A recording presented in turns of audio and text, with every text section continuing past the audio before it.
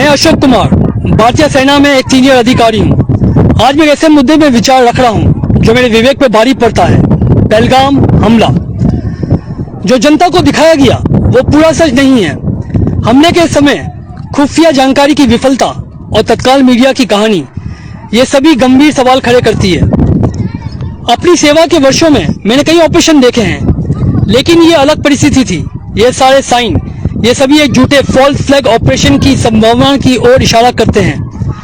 एक ऐसा हमला जो बाहर से तो आतंकवाद दिखे, लेकिन वास्तव में अंदरूनी राजनीतिक उद्देश्यों को पूरा करते हैं।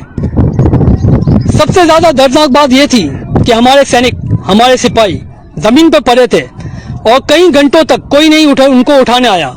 ना कोई मेडिकल सहायता आई, ना कोई कमांड ऑफिसर आया। ऐसा लग रहा था ये सब कुछ पहले से ही निर्धारित हो। एक सैनिक के रूप में मेरा कर्तव्य सिर्फ सीमाओं की रक्षा करना नहीं, बल्कि सच्चाई की भी रक्षा करना है।